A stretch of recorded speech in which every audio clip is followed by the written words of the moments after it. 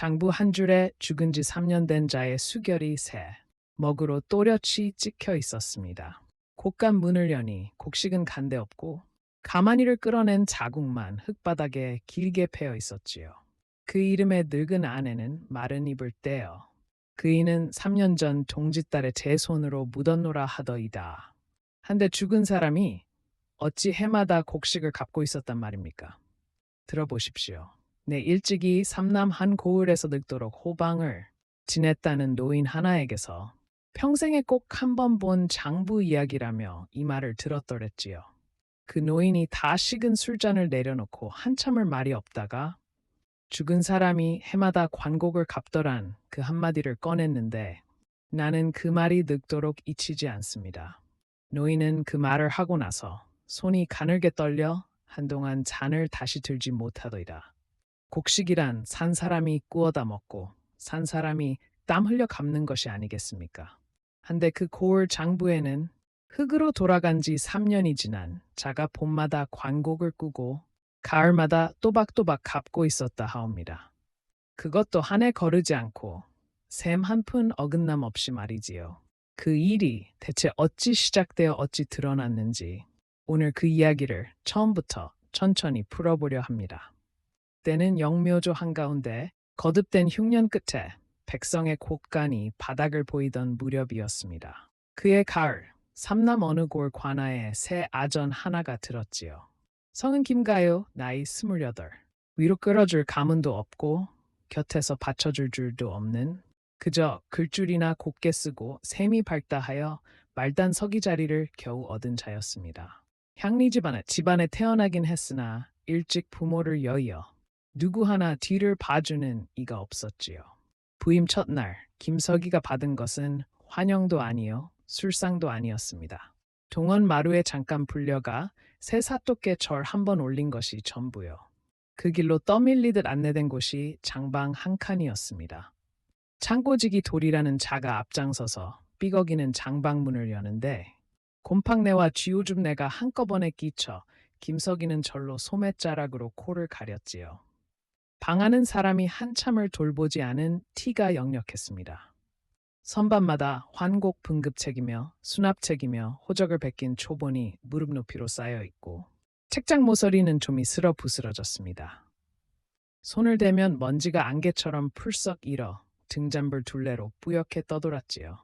도리가 그 더미를 턱으로 가리키며 앞서 계시던 서기 어른이 갑작스레 자리를 뜨는 바람에 인계랄 것도 없이 죄 그냥 두고 갔노라 하였습니다. 그 서기가 왜 떠났는지를 물으니 도리는 어물어물 말끝을 흐리며 슬그머니 문간으로 물러섰습니다. 김석이는 도포자락을 걷어 무릎에 끼고 그 먼지 더미 앞에 주저앉았습니다. 명색이 관아 아전이라도 그를 반기는 이는 아무도 없었고 동원 쪽에서는 새 사또를 맞느라 향청 사람들이 차린 술자리의 풍악 소리가 담을 넘어 멀게 들려왔습니다. 그 소리가 멀면 멀수록 이 어두운 장방이 더 깊고 외따로 느껴졌지요. 그는 제 처지가 어떤 것인지 그 첫날 밤에 이미 알았습니다. 줄 없는 자에게 떨어지는 일이란 아무도 들춰보려 하지 않는 묵은 장부를 떠안는 일이라는 것을 말입니다. 그래도 김석이는 맡은 일을 허투루 할 위인은 못 되었습니다. 그날부터 그는 밤마다 장방에 등잔을 켜두고 묵은 장부를 한 권씩 차근차근 펼쳐보았지요. 봄에 관곡을 구워주는 분급이며 가을에 모곡을 얹어 거두는 수납이며 그 드나듦이 횟수별로 빼곡히 적혀 있었습니다. 글씨도 단정하고 셈도 어긋남이 없어 보고 있노라면 이 고을 살림이 제법 야물게 굴러왔구나 싶었습니다. 오히려 너무 반듯하여 어딘가 사람 손때가 안 묻은 듯한 서늘함이 있었지요. 그렇게 사흘이 지난 밤이었습니다. 자정을 알리는 삼경 무렵 김석이가 등잔 심지를 돋우고 수납책 한 권을 넘기는데 책장을 짚어 내려가던 그의 손끝이 어느 한 줄에 가 딱 뻗었습니다. 그는 처음에는 무엇이 제 손을 멈춰 세웠는지도 알지 못했습니다. 다만 그 한 줄이 다른 줄과 어딘가 다르다는 것만이 눈보다 먼저 손끝에 걸렸지요. 그 이름 아래 가을에 환곡을 다 갚았다는 수결이 또렷이 찍혀 있었습니다. 먹빛이 어찌나 새 것인지 위아래 다른 줄들과 견주면 그 한 줄만 유독 검고 짙어 도드라졌지요. 김석이가 손가락으로 가만히 그 위를 짚어보니 종이결에 먹이 채 마르지도 않은 듯한 윤기마저 도는 듯하였습니다. 다른 줄들은 햇수가 묵어 누렇게 바른 데 비해 그 한 줄만은 어제 막 찍은 것처럼 생생했던 것입니다. 이상한 것은 먹빛만이 아니었습니다. 김석이는 며칠 장부를 들추는 동안 박덕수라는 이름이 어쩐지 눈에 익었습니다. 어디서 보았던가 한참을 더듬다가 곁에 쌓아둔 호적 초본 한 권을 끌어다 펼치고서야 그는 손이 굳었지요. 그 초본 귀퉁이에 같은 이름 박덕수가 이미 적기에서 빠져 있었습니다. 식년에 호적을 고치며 죽은 자라 하여 그 이름 위에 가로로 줄을 그어 지운 흔적이 분명하였습니다. 줄을 그은 먹빛은 도리어 오래 묵어 바랬는데 수납책의 수결만이 새 것이었지요. 죽어서 적에서까지 빠진 자가 어찌하여 그 뒤로도 봄마다 곡식을 구워가고 가을마다 또박또박 갚고 있단 말입니까? 그 순간 문풍지를 비집고든 늦가을 밤바람에 등잔불이 한번 크게 휘청였고 벽에 들이운 김석이의 그림자도 따라 출렁였습니다. 그는 제 숨소리가 빈 장방 안에 너무 크게 울리는 것을 그제야 깨닫고 저도 모르게 숨을 죽였지요. 처음에는 그저 앞서 일하던 서기가 셈을 잘못 옮겨 적은 것이려니 하였습니다. 사람이 하는 일에 어찌 그르침이 없겠습니까?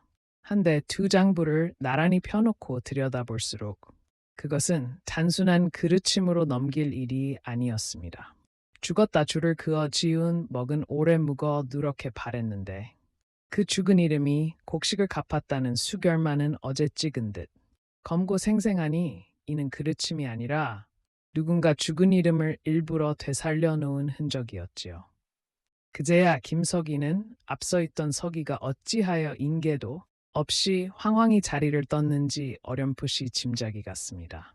무언가를 보았으되 입을 다물고 떠난 자의 빈자리에 이제 제가 들어앉은 것이었지요. 그는 그 수결 한 줄과 줄 그어지운 이름을 번갈아 들여다보다가 끝내 장부를 덮지 못한 채 그 긴 밤을 꼬박 새우고 말았습니다. 새벽닭이 울 무렵에야 그는 결심한 듯 도포를 챙겨 입었습니다. 날이 밝기가 무섭게 김석이는 그 길로 박덕수의 집을 물어 찾아 나섰습니다. 고을 어기 장시를 지나 논두렁을 끼고 한참을 걸으니 추수 끝난 빈들 가운데 다 쓰러져가는 초가 한 채가 외따로 서 있었지요. 마당에는 금간 옹기 몇이 나뒹굴고 사립은 한쪽 돌적이가 빠져 비스듬히 기울어 바람이 불 때마다 삐걱였습니다. 굴뚝에서 연기한 오락이 오르지 않는 것이 끼니를 걸은 지 오랜 집 같았습니다. 그 집에는 늙은 아낙 하나가 살고 있었습니다. 고을 사람들이 박시트택이라 부르는 윤노파였지요.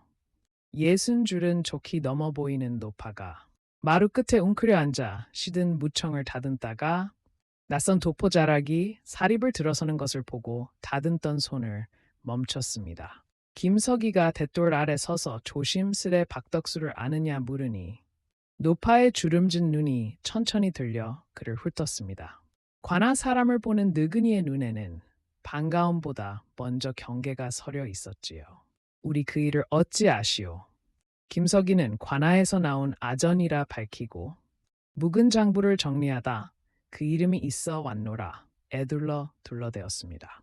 노파는 무청을 무릎에 내려놓더니 한참을 말없이 빈들만 바라보다가 마른 입을 떼었습니다. 그이는 3년 전 동짓달에 갔소. 내 손으로 수의를 지어 입히고 뒷산 양지 바른데 묻었지. 그날 눈이 어찌나 내리던지 봉분에 흙도 다 못 덮고 손이 얼어 돌아왔더랬소. 봄에 다시 올라가 흙을 더 얹었지요. 노파의 목소리에는 떨림도 꾸밈도 없었습니다. 오래 사귄 슬픔이란 도리어 이렇게 담담한 법이지요. 다만 그 말이 너무 또렷하여 김석이는 오히려 등줄기가 서늘해졌습니다. 3년 전 동짓달이라면 호적에서 그 이름을 줄 그어 지은 식년의 시기와 한치도 어긋나지 않았습니다. 죽은 것은 의심할 여지 없는 사실이었지요. 그런데도 그자의 이름은 흙에 붙인 뒤로도 봄, 가을마다 관아 장부 위에서 멀쩡히 살아 곡식을 주고받고 있었던 것입니다. 김석이는 차마 그 말을 노파에게 다 옮기지 못하였습니다. 죽은 남편이 관아 장부에서 해마다 곡식을 갚고 있더라는 말을 그 마른 얼굴 앞에서 어찌 꺼낸단 말입니까? 그는 마른 침만 두어 번 삼키고 무어라 위로 비슷한 말을 웅얼거리다 물러나왔습니다. 돌아오는 논두렁 길에는 새벽 서리가 채 녹지 않아 그의 집신 코가 자꾸 미끄러졌지요. 발밑이 미끄러운 것이 꼭 제가 딛고 선 이 일의 바닥이 흔들리는 것만 같았습니다. 관하로 돌아온 김석이는 마음을 다잡고 곧장 호방 처소를 찾았습니다. 호방이라 하면 호적이며 황곡이며 부세를 한 손에 쥔 고을 아전 가운데에서도 가장 윗자리지요. 그 고을 호방은 최가성을 쓰는 신줄의 사내로 이 일을 30년 해왔다는 노회한 자였습니다. 처소에 들어서니 최호방은 화로에 손을 쬐며 느긋하게 붓을 놀리고 있었는데 김석이를 보고도 놀라는 기색 하나 없었습니다. 김석이가 수납책을 펴 박덕수의 수결을 짚어 보이며 죽은 자가 어찌 곡식을 갚았는지 아뢰자 최호방은 붓을 내려놓지도 않고 입가에 옅은 웃음을 띄었습니다. 아, 그 바까 말인가. 죽기 전에 제 몫을 미리 다 갚아두고 간 사람일세. 워낙 셈이 밝고 깐깐한 자라 제 식구 황고까지 햇수로 미리 추슬러 놓고서야 눈을 감았지. 그 뒤로 장부 정리하는 손이 해마다 그 셈을 옮겨 적다 보니 자네 눈에 그리 보인 게야. 죽은 사람이 갚긴 무얼 갚는단 말인가. 말이 어찌나 매끄럽게 흘러나오는지 김석이는 그만 되물을 말을 잃고 말았습니다. 그러나 머릿속에는 한 가지가 또렷이 걸렸지요. 죽기 전에 미리 갚아둔 것이라면 어찌 죽은 지 3년이 지난 가을 수납체계까지 어제 찍은 듯 새 먹의 수결이 찍혀 있단 말입니까? 미리 갚은 셈을 옮겨 적었다면 먹빛이 다 같이 바래야 옳지. 어찌 그 한 줄만 홀로 생생하단 말입니까? 그 물음을 목구멍까지 끌어올렸으나 화롯불에 비친 최호방의 느긋한 눈빛 앞에서 김석이는 끝내 입을 떼지 못하고 그 말을 도로 삼켰습니다. 최호방은 다시 붓을 들어 장부에 무언가를 적으며 새로운 사람이 묵은 장부에 너무 깊이 코를 박으면 몸이 상하는 법이라고 짐짓 다정하게 일렀습니다. 그 말은 분명 인자한 어른의 충고처럼 들렸으나 김석이는 처소를 나서며 까닭 모르게 등 뒤가 선득하였습니다. 화로에 온기가 닿지 않는 그 등줄기로 죽은 자의 이름 한 줄이 손가락처럼 따라붙는 듯하였지요. 그는 그 밤 죽은 자의 수결이 이제 자신을 쉬 놓아주지 않으리라는 것을 어렴풋이 느꼈습니다. 최호방의 그 매끄러운 해명을 듣고도 김석이는 장방으로 돌아가 끝내 장부를 덮지 못했습니다. 죽기 전에 미리 갚아두었다는 말이 정말이라면 굳이 죽은 뒤에 가을 수납책마다 어제 찍은 듯 새 먹으로 수결을 다시 옮길 까닭이 없었지요. 옮겨 적은 것이라면 셈만 옮기면 그만이지 어찌 손도장까지 새로 찍는단 말입니까? 그는 등잔을 바툭 끌어다 두고 박덕수의 수결만을 횟수별로 한 줄씩 짚어나갔습니다. 그러다 손끝이 또 한 번 멎었습니다. 죽은 지 첫 해의 수결과 둘째 해의 수결, 그리고 셋째 해의 수결이 들여다볼수록 한 사람의 손에서 나온 글씨였습니다. 갈고리처럼 끝을 휘어 올리는 마지막 회개 버릇이 새해 내내 한치도 다르지 않았지요. 사람의 손이란 그날의 기운이며 추위에 따라 글씨가 조금씩 달라지는 법인데 이 수결들은 마치 같은 본을 대고 그린 것처럼 똑같았습니다. 산 사람이 해마다 제 손으로 찍은 것이라면 붓끝의 힘이며 먹의 짙고 옅음이 이토록 한결같을 수가 없는 것입니다. 김석이는 등골이 오싹해져 이번에는 박덕수 하나만이 아니라 같은 동의 적을 둔 다른 이름들을 쭉 훑어 내려가기 시작했습니다. 그러자 더 서늘한 것이 눈에 들어왔지요. 죽거나 떠나 적에서 빠진 이름이 박덕수 하나가 아니었던 것입니다. 병들어 죽어줄 그어 지운 자, 흉년에 못 견뎌 멀리 달아나 호에서 빠진 자, 그런 이름이 헤아려 보니 67은 되었는데 놀랍게도 그 이름들의 수결이 하나같이 밥덕수의 것과 똑같은 갈고리 획을 달고 있었습니다. 죽은 자와 떠난 자들이 약속이나 한 듯한 사람의 손끝에서 일제히 되살아나 봄가을마다 곡식을 주고받고 있었던 것이지요.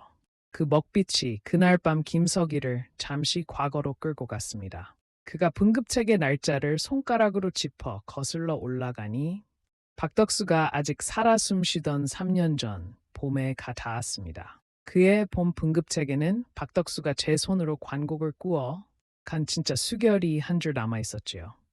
그 획은 둔하고 어눌하여 글 한자 제대로 못 배운 농부가 관원이 잡아주는 대로 떨리는 손을 놀린 것이 분명했습니다.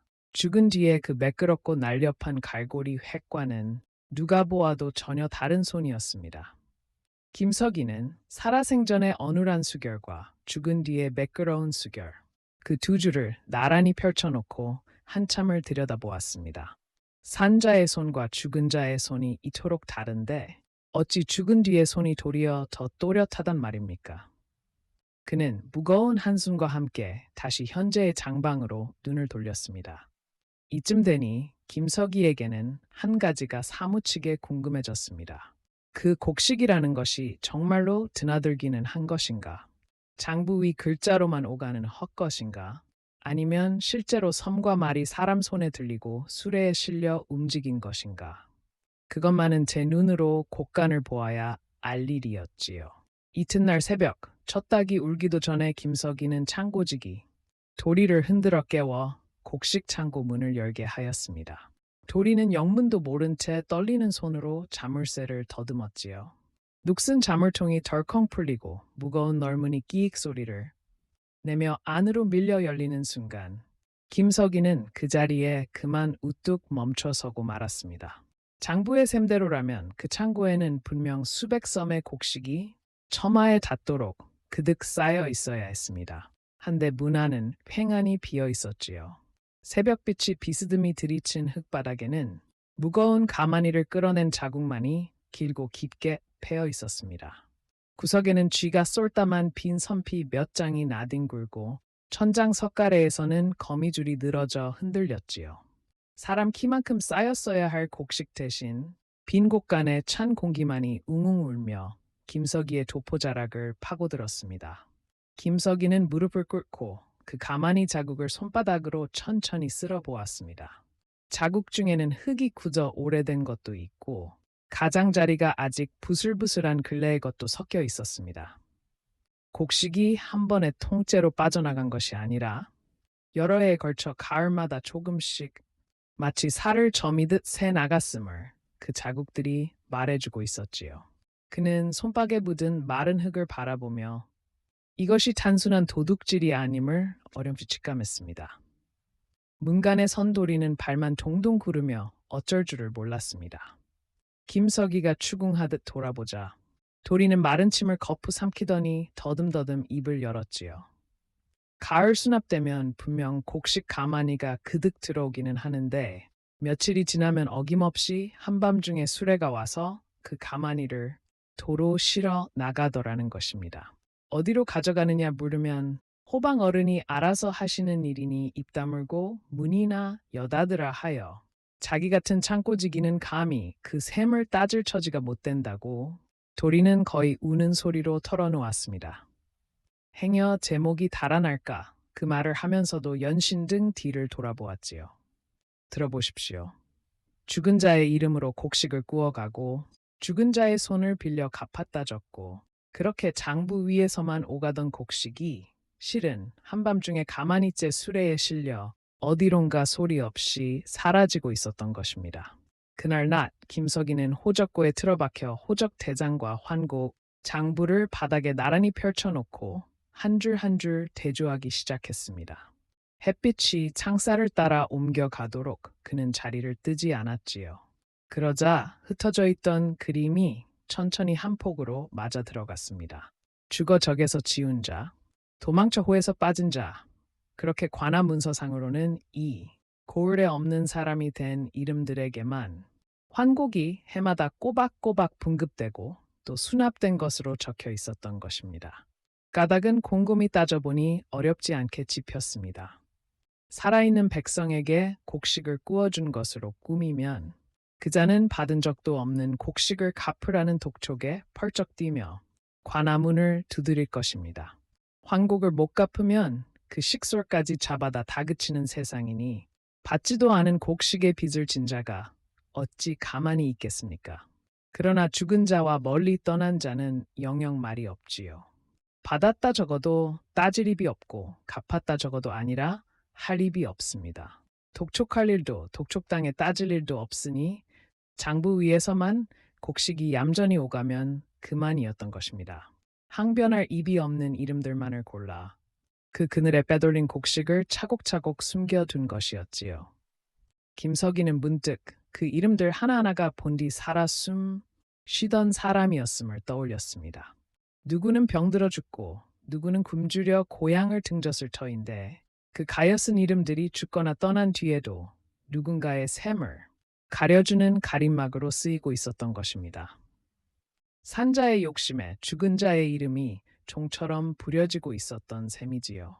그 생각에 미치자 그는 등잔 앞에서 한동안 붓을 들지 못했습니다. 장부를 짚어가던 김석이의 손이 가늘게 떨렸습니다. 이것은 한 사람의 실수도 아니요. 장부 옮겨 적는 손의 게으름도 아니었습니다.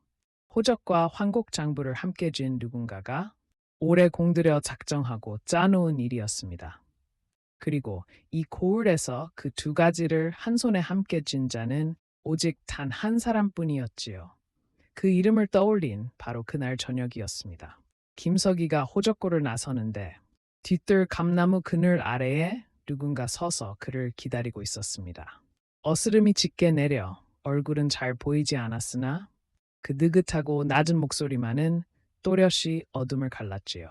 젊은 사람이 부지런도 하지 한데 김석이 이 일은 자네 혼자 짊어질 수 있는 짐이 아닐세. 최호방은 천천히 다가와 김석이의 어깨에 슬그머니 손을 얹었습니다.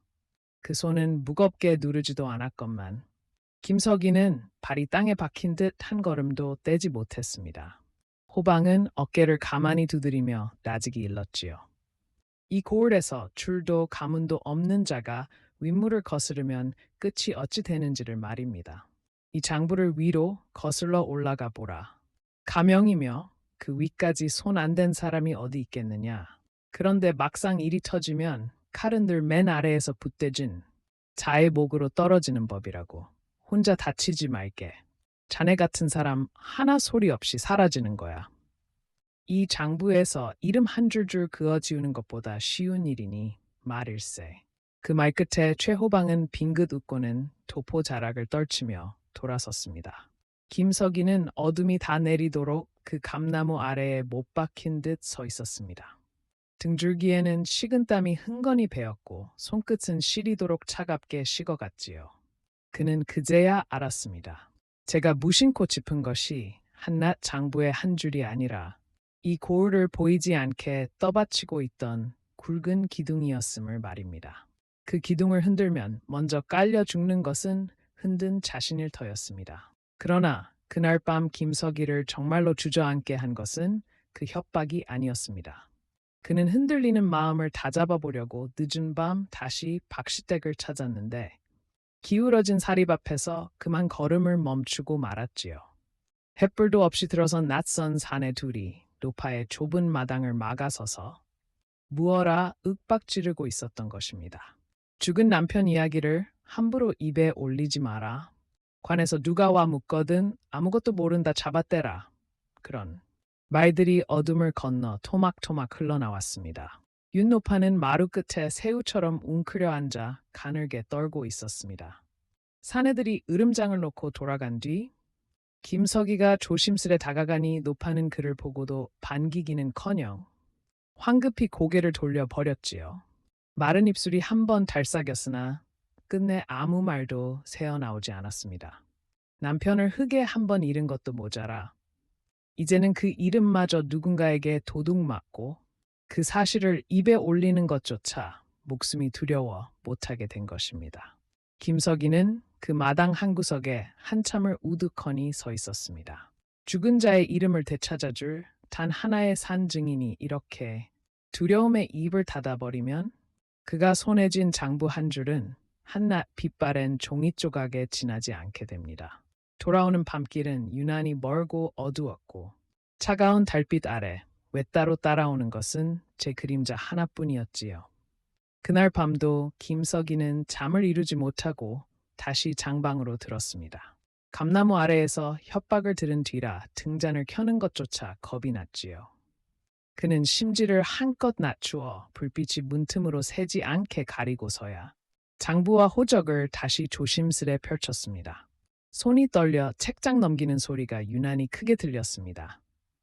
처음에 그는 이 일을 그저 욕심 많은 아전 하나가 곡식을 슬쩍 빼돌린 일쯤으로 여겼더랬습니다. 한데 밤이 깊어 갈수록 그 생각이 얼마나 얕았는지를 깨달았지요. 곡식을 한 번 훔치는 일은 도리어 어렵지 않습니다. 참으로 어려운 것은 훔쳐낸 그 빈자리를 햇수가 지나고 또 지나도 누구 하나 눈치채지 못하게 감쪽같이 메워두는 일입니다. 곰곰이 따져보니 그 이치가 비로소 환히 보였습니다. 죽은 자를 호적에서 줄 그어 지우는 것은 호적을 진 손이 하는 일입니다. 그 죽은 자에게 곡식을 분급한 것으로 꾸며 적는 것은 환곡을 진 손이 하는 일이지요. 만일 이 둘이 서로 다른 손이라면 호적에서 죽었다 지운 이름이 환곡책에서 버젓이 곡식을 꾸어가는 순간 그 어긋남이 드러나 누군가 반드시 고개를 갸웃했을 것입니다. 그런데 이 고을에서는 그 빤한 어긋남이 3년이 가도록 단 한 번도 드러나지 않았습니다. 까닭은 단 하나, 호적과 환곡을 같은 손이 함께 쥐고 있었기 때문이었지요. 한 손이 이름을 지우고 같은 손이 그 지운 이름에 곡식을 채워 넣었으니 안에서 맞춰진 셈이 밖으로 셀 리가 없었던 것입니다. 김석이는 그제야 이 일의 전모를 보았습니다. 이것은 한순간의 도둑질이 아니라 죽은 이름과 떠난 이름을 골라 그 뒤에 곡식을 차곡차곡 숨겨두는 여러 해 공들여 짜올린 구조였습니다.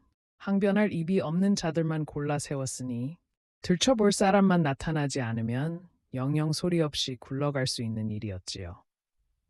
그런데 그 들춰볼 단 한 사람이 하필이면 줄도 가문도 없어 아무도 거들떠보지 않던 말단 석이 하나였던 것입니다. 김석이는 제 처지가 새삼 아득해졌습니다. 누구도 눈여겨보지 않는 자였기에 이 일을 보았으나 누구도 눈여겨보지 않는 자였기에 이 일을 고해도 들어줄 이가 없을 터였지요. 그래도 그는 관을 믿어보기로 했습니다. 이튿날 아침 김석이는 흐트러진 매무새를 여미고 동헌으로 들었습니다. 사또께 이 일을 낱낱이 아뢰면 관의 힘으로 능히 바로잡을 수 있으리라 믿었던 것이지요. 새로 부임한 신사또는 김석이가 마루 아래 펼쳐 보인 장부와 호적을 묵묵히 굽어보았습니다. 죽은 자의 새 먹수결, 여러 죽은 이름의 한결같은 갈고리 획, 그리고 텅 빈 곳간의 가만히 자국까지 김석이는 떨리는 목소리로 하나하나 차근차근 아뢰었습니다. 이마에 땀이 맺히도록 말이지요. 그러나 사또의 낯빛은 좀처럼 펴지지 않았습니다. 듣는 내내 미간을 좁힌 채 말이 없던 사또가 한참 만에야 비로소 무거운 입을 떼었습니다. 만일 이 장부가 사실이라면 그 빼돌린 곡식이 과연 어디까지 흘러갔겠느냐? 한낱 고을 호방의 손바닥 안에서 끝났겠느냐? 사또는 도리어 그렇게 되물었지요. 황곡을 위로 거슬러 올라가 보면 가명이며 그 위에 윗자리까지 상납이란 점잖은 이름으로 손을 적신 자가 줄줄이 엮여 있을 터였습니다. 사또 자신도 부임하며 전임자에게서 받은 그 장부 끝에 이미 제 도장을 찍은 몸이었으니 이 일을 함부로 들추는 것은 곧 제 손등을 제 손으로 내리찍는 일이 될 수도 있었던 것입니다. 사또는 끝내 장부를 도로 김석이 앞으로 천천히 밀어놓았습니다. 증자가 아직 약하다. 죽은 자의 수결이 새 먹이라 한들 그것을 대체 누가 찍었는지 가릴 길이 없지 않으냐. 그렇게 말하며 사또는 김석이의 눈을 피해 시선을 창밖으로 돌렸지요. 김석이는 마루를 물러나오며 다리에 힘이 풀려 대또를 짚었습니다. 관에 힘을 빌리려던 마지막 길마저 막히고 보니 그는 또다시 외톨이였습니다. 그런데 묘하게도 사또를 좌절시킨 그 한마디가 도리어 김석이의 발길을 한 곳으로 이끌었습니다. 수결만으로는 누가 찍었는지 가릴 수 없다. 그렇다면 거꾸로 그 수결을 찍어낸 물건을 찾아내면 되는 일이 아니겠습니까? 죽은 자가 손수 붓을 들 수는 없는 노릇이니 그 손을 대신해 똑같은 수결을 해마다 찍어낸 무언가가 이 세상 어딘가에 반드시 있을 터였습니다. 한결같이 똑같던 그 갈고리 획이야말로 그것이 사람 손이 아니라 한 개의 새긴 물건에서 나왔다는 가장 큰 증거였지요. 그날 밤 김석이는 목숨을 건 셈치고 최호방의 처소 뒤란으로 숨어들었습니다. 창고지기 도리가 떨리는 손으로 어둠 속 길을 앞서 안내했지요. 마침 최호방이 향청 모임에 불려나가 처소를 비운 틈이었습니다. 두 사람은 숨소리마저 죽인 채 담을 따라 돌았습니다. 처소 뒤란 헛간에는 묵은 잡동사니를 넣어둔 낡은 궤가 하나 놓여 있었는데 자물쇠는 오래되어 녹이 슬고 헐거웠지요. 도리가 곁에서 망을 보는 사이 김석이는 떨리는 손으로 그 자물통을 비틀었습니다. 궤 뚜껑이 삐걱 소리를 내며 열리자 김석이는 숨을 멈추고 안을 더듬었습니다. 좀 먹은 종이 뭉치며 부러진 붓대, 말라붙은 먹, 동강 사이로 손이 헤집어 들어가는데 맨 밑바닥에서 손바닥만 한 보퉁이 하나가 깊숙이 잡혔지요. 기름 종이를 겹겹이 싸매고 가는 노끈으로 단단히 동여맨 것이라 손끝에 닿는 그 감촉부터가 예사로 굴러다니는 물건이 아니었습니다. 무엇이기에 이토록 깊이, 이토록 정성껏 감추어 두었단 말입니까? 김석이는 어둠 속에서 손을 떨며 매듭을 하나하나 더듬어 풀었습니다. 겹겹의 기름 종이를 벗겨내자 그 안에서 나온 것은 손때가 새카맣게 절고 모서리가 반들반들 닳고 다른 나무 도장 한 개였습니다. 오래 쥐어온 물건임이 한눈에 보였지요. 김석이는 그것을 도리가 가린 희미한 등불 아래로 조심스레 가져가 손바닥에 올려놓고 가만히 비춰보았습니다. 도장면에 거꾸로 새겨진 것은 다름 아닌 박덕수라는 석자의 이름과 갈고리처럼 끝을 휘어 올린 바로 그 수결이었습니다. 죽은 자가 해마다 제 손으로 또박또박 찍었다던 그 또렷한 수결이 실은 이 작고 검은 나무 도막 한 개에서 찍혀 나온 것이었지요. 김석이는 그 자리에서 다리에 힘이 풀려 하마터면 주저앉을 뻔하였습니다. 그리고 보퉁이 안에는 박덕수의 것만이 아니었습니다. 다른 이름을 새긴 도장들이 몇 개나 더 나란히 갈무리 되어 있었지요. 적에서 줄 그어 지운 죽은 자들, 흉년에 못 이겨 달아나 호에서 빠진 도망호들, 그 이름들이 하나하나 나무 도막에 새겨져 한 궤 속에 마치 위패처럼 가지런히 모셔져 있었습니다. 산 사람이 죽은 사람의 손을 본떡 깎아두고 해마다 그 손을 대신 빌려 곡식을 주고받게 한 것이지요.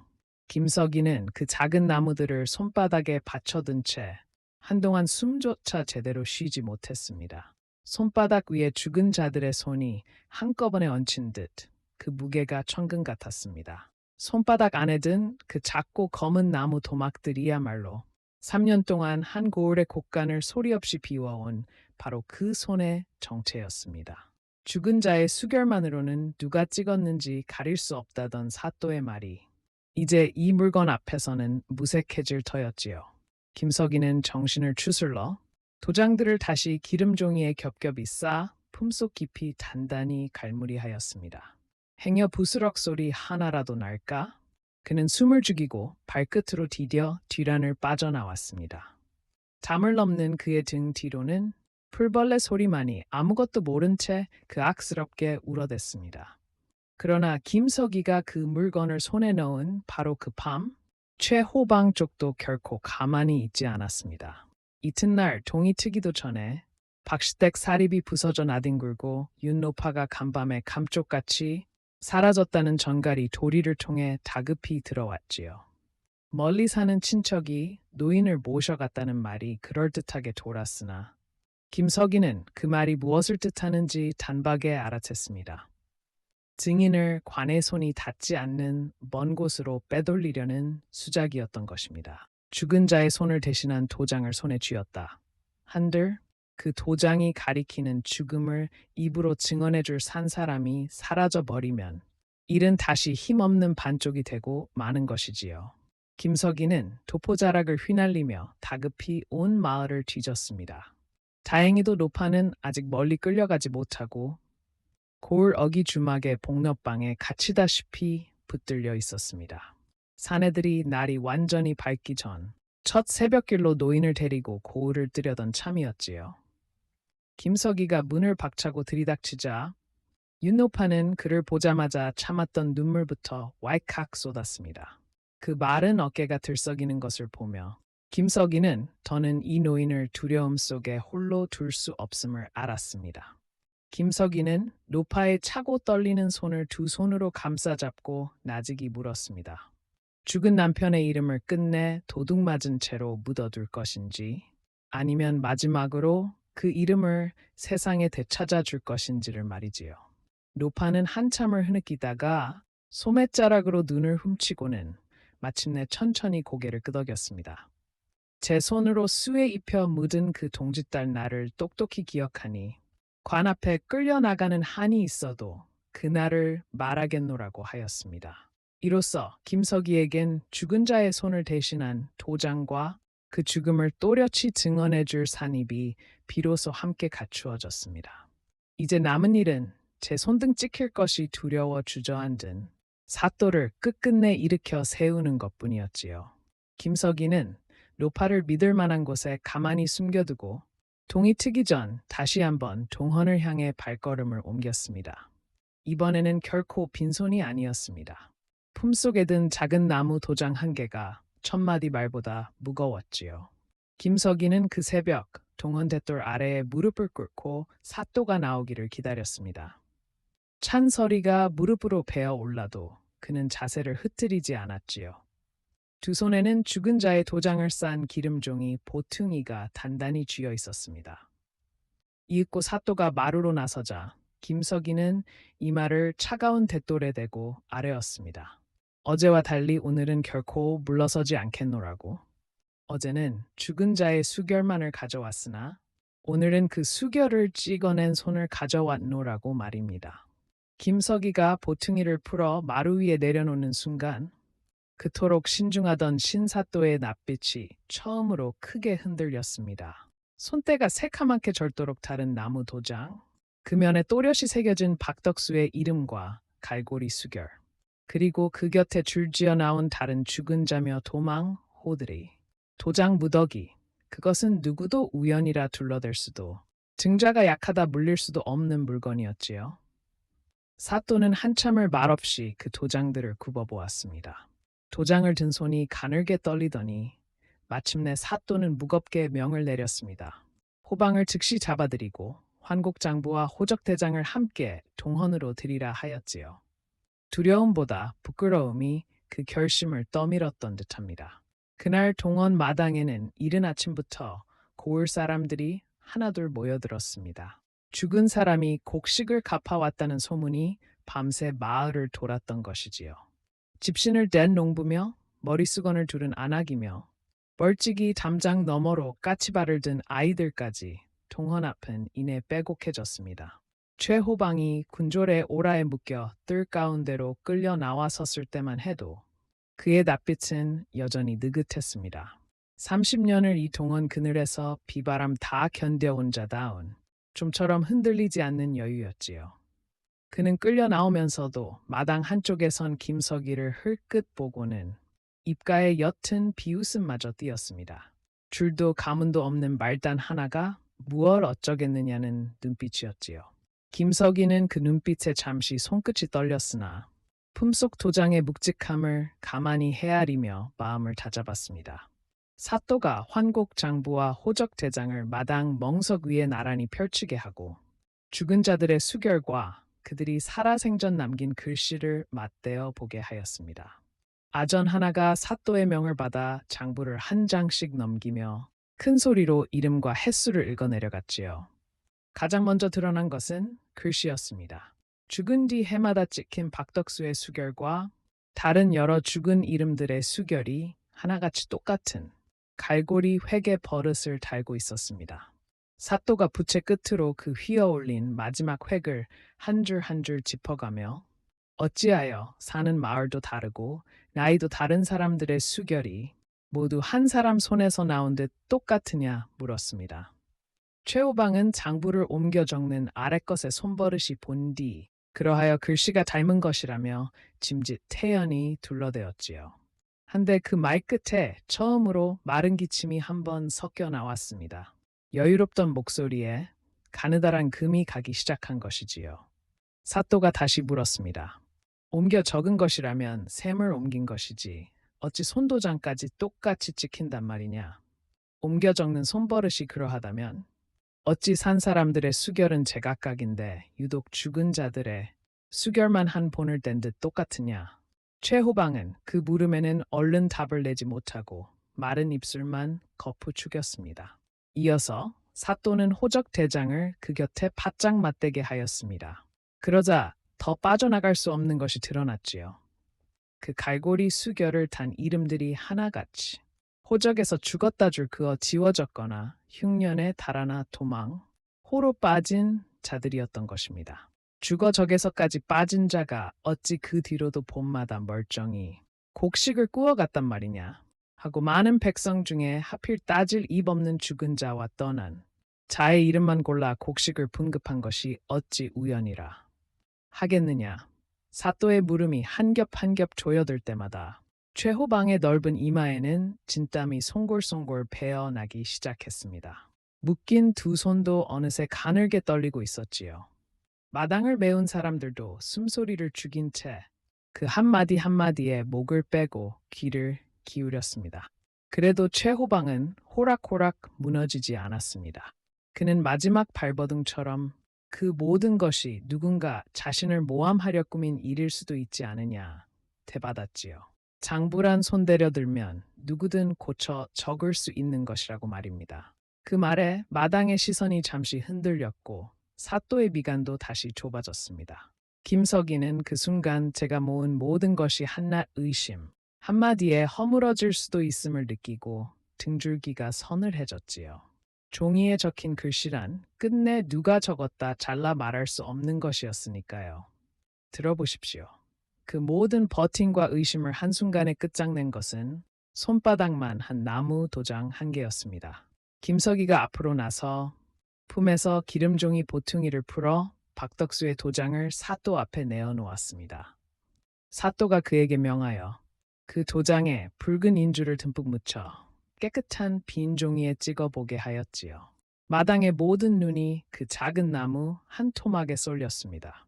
김석이가 떨리는 손으로 도장을 종이에 가만히 눌렀다. 때자 할고리처럼 끝을 휘어올린 그 수결이 흰 종이 위에 붉게 또렷이 박혀 나왔습니다. 그러고는 그 갓 찍어낸 붉은 자국을 장부 속 죽은 자의 묵은 수결 옆에 나란히 가져다 놓았습니다. 사또가 몸소 허리를 굽혀 두 수결을 견주었지요. 갈고리에 휘어오른 각도며 획이 끝나며 살짝 떨린 자리까지 두 수결은 한치에 어긋남도 없이 빈틈없이 포개졌습니다. 한 점 의심의 자리도 남지 않았지요. 죽은 자가 해마다 제 손으로 곡식을 갚아 온 것이 아니라 이 작은 도장 한 개가 죽은 자의 손을 대신하여 3년을 한결같이 찍어온 것임이 마당에 모인 온 고을 사람들이 지켜보는 앞에서 마침내 환히 드러난 것입니다.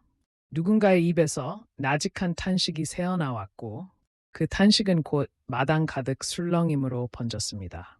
마지막으로 윤노파가 떨리는 다리를 끌고 마당에 들어섰습니다. 군졸의 부축을 받아 사또 앞에 선 노파는 제 손으로 수의를 지어 입혀 남편을 물은 그 동짓달 눈, 오던 날을 또렷한 목소리로 아뢰었습니다. 봉분의 흙도 다 못 덮고 손이 얼어 내려왔다가 이듬해 봄에야 흙을 더 얹었다는 그 누구도 지어낼 수 없는 자잘한 일까지 말이지요. 3년 전 그날 이미 흙으로 돌아간 사람이 대체 어떻게 그 뒤로 관아 장부 위에서 봄, 가을마다 곡식을 주고받을 수 있단 말입니까? 노파의 증언과 도장 자국이 딱 맞물리는 그 순간 최호방은 더는 버티지 못하고 그만 두 무릎이 꺾여 마당에 주저앉고 말았습니다. 한참을 고개 숙이고 있던 최호방이 마침내 떨리는 입술로 입을 열었습니다. 그가 토해낸 것은 뜻밖에도 발뺌이나 변명이 아니라 오래 묵힌 깊은 한숨에 가까웠지요. 거듭된 흉년에 백성의 곡간은 해마다 비어가는데 위로 바쳐야 할 상납과 인정미는 줄기는커녕 도리어 늘어만 가더라는 것입니다. 그 빈자리를 메우자면 어디서든 곡식을 끌어와야만 했는데 살아있는 백성에게서 더 쥐어짜자니 당장 처자식 굶겨 죽일 집이 줄을 잇더라고. 차라리 따지립 없는 죽은 자와 멀리 떠난 자의 몫을 잠시 빌리는 편이 낫겠다. 그리 마음먹은 것이 시작이었노라 하였습니다. 처음에는 한두 이름이면 좋겠다 합니다. 그러나 그렇게 빌린 곡식이 위로 올라가 윗자리에 입을 채우자 이듬해에는 더 큰 몫이 요구되었고 빈 곳을 메우려 빌린 이름은 해마다 늘어만 갔다지요.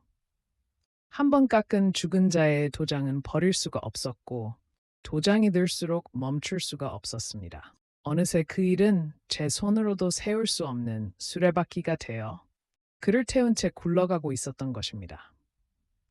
그 빼돌린 곡식으로 제 늙은 어미와 어린 손주의 끼니까지 이어왔으니 죄인 줄을 번연히 알면서도 끝끝내 손을 떼지 못했노라고 최호방은 마른 눈으로 그렇게 털어놓았습니다.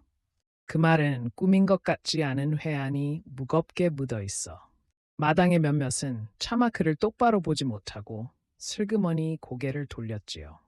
죄는 분명 그의 것이로되 그 죄를 그토록 키운 것이 과연 그 한 사람뿐이었겠습니까? 그러나 사또는 그 딱한 사정을 다 듣고도 끝내 붓을 거두지 않았습니다. 까닭이 가엾다 하여 죽은 자의 이름을 도둑질하고 백성의 곡간을 비운 죄가 가벼워지는 것은 아니었으니까요. 어제까지만 해도 제 손등 찍힐 것이 두려워 장부를 도로 밀어놓던 사또였으나 온 고을 사람이 지켜보는 마당에서 죽은 자의 손이 나무, 도장에서 나왔음을 두 눈으로 본 이상 그도 더는 눈을 감을 수가 없었던 것입니다. 도리어 그 부끄러움이 그를 고추세웠지요. 사또는 빼돌린 곡식의 출처와 흘러간 길을 낱낱이 자백받아 적게 하고 황곡장부와 호적대장과 그 도장 무더기를 모두 한데 봉하여 가명으로 올려보냈습니다. 최호방은 형틀에 묶여 옥에 갇혔고 그 처결을 어찌할지는 위에서 가린다 하였지요. 다만 그 위로 엮인 손들이 과연 어디까지 닿아 있었는지 가명과 그 위에서 이 봉함이 어떻게 다루어졌는지는 그 늙은 호방도 끝내 다 말해주지 못하고 다만 위로 갈수록 조용해지더라 한마디만 남겼다 전합니다. 죄를 지은 손은 맨 아래에서 붓대를 쥔 자였으나 그 곡식을 받아 삼킨 입들은 훨씬 위에 있었던 까닭이지요. 곡식의 행방을 찾으니 한밤중 수레에 실려 나간 가마니들은 고을박 객주 몇 곳과 강가 곡물 도가에 나뉘어 은밀히 쌓여 있었습니다. 거기서 다시 배에 실려 더 멀리 흘러간 것도 적지 않았지요. 관에서 추세하여 거두어 드릴 수 있는 데까지 거두어 드리자 텅 비었던 그 창고에 다시 곡식섬이 한 켜 한 켜 채워지기 시작했습니다. 김석이가 가만히 자국만 깊게 패여 있던 그 차디찬 흙바닥 위로 누런 곡식섬이 도로 쌓여 올라가는 것을 빈 곳간 문턱에 기대서서 오래도록 지켜보았다고 전합니다. 그 광경을 보는 그의 눈가가 붉었다 하더이다. 죽은 이름 뒤에 숨어 소리 없이 새 나가던 곡식이 마침내 본디 있어야 할 제자리로 돌아온 것입니다. 봄이 오자 그 곡식은 본디 그래야 했던 대로 굶주린 백성의 손에 분급되었습니다. 박시댁 윤노파의 사립 앞에도 관에서 보낸 곡식 한 섬이 처음으로 떳떳이 부려졌지요. 노파는 그 섬을 한참 어루만지다가 뒷산 남편의 봉분을 향해 오래 절을 올렸다 합니다.